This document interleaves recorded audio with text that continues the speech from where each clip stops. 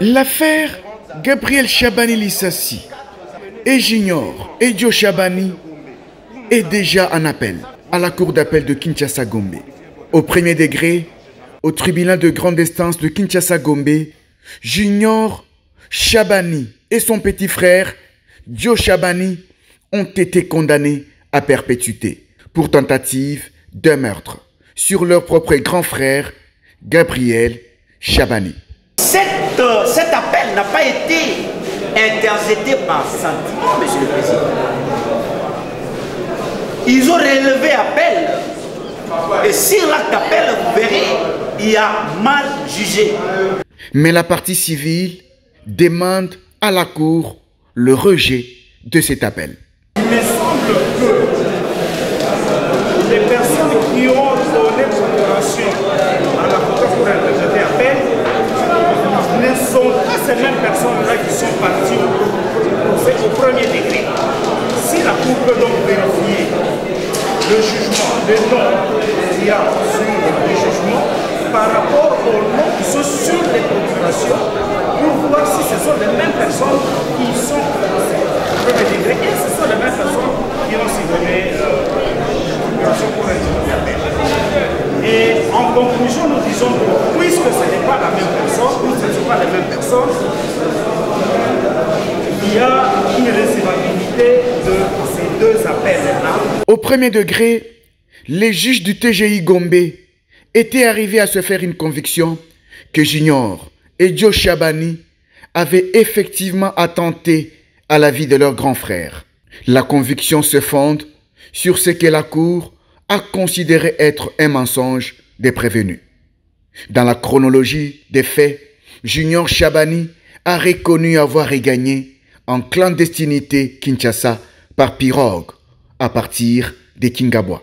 On est venu par une pirogue à partir du Yacht Club de Brazzaville et on a traversé, on est arrivé à Kingabwa. Pour une personne habituée à voyager par avion et à partir de l'aéroport d'Indjili, arriver à regagner son pays par pirogue et non par le beach Ngobila est révélateur d'un projet funeste. Junior et Joe Chabani ont reconnu avoir fait modifier leurs identités à travers de cartes d'électeurs fabriquées par la mafia. Les personnes qui nous faisaient passer de Brazzaville à ici nous avaient exigé ça en prétendant qu'on avait besoin d'un laissez-passer. C'était une manière pour eux de nous extorquer plus d'argent. Au sujet de la modification des identités avec des cartes d'électeurs illégales par la magie de la mafia, la Cour n'en revient pas. Ces différentes cartes, c'était mentionné quelles identités? Les cartes d'électeurs? Oui, oui. Non, cartes d'électeurs, non. Tout ce que les passeurs ont fait, ils ont pris nos photos et ils sont allés dans un cyber, ils ont fait une certaine copie. Quand on a même eu ces documents, on avait compris. En traversant, vous étiez en possession de ces cartes d'électeurs. Nous traversons dans la pirogue. Ici, le mensonge semble la règle d'or des prévenus. Dans sa prise de parole, Junior Chabani a eu même à manquer d'égard à un avocat de la partie civile. Le deuxième point de cet accord, il disait qu'on responsabilisait notre avocat, y compris lui, M. Oualoubanka, et un autre avocat pour gérer notre concession sur Huileri. Tout de suite, il est rappelé à l'ordre. Sur Huileri pendant 1 an. Et la troisième...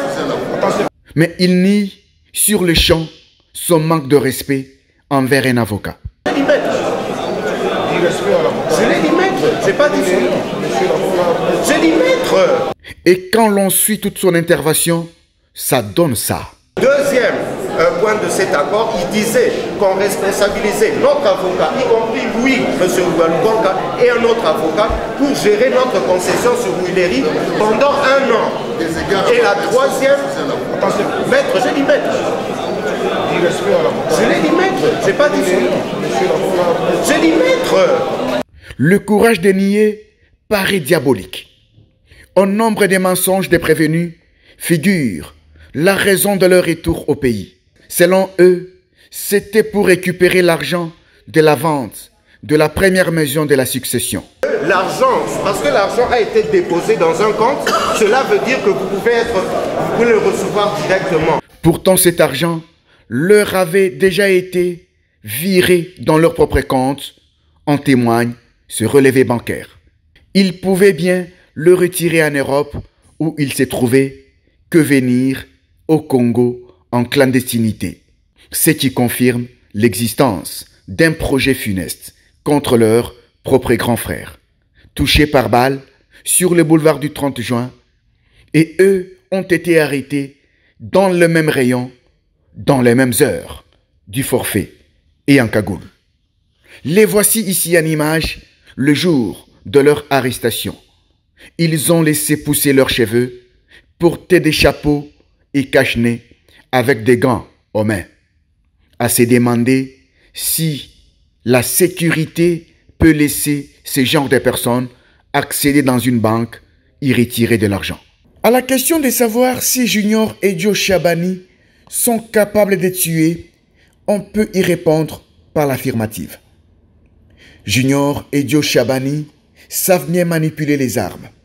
Ils ont même eu à former des policiers congolais. Ces images en disent long. Plusieurs fois, ils ont été aux côtés des militaires pour apporter leur expertise.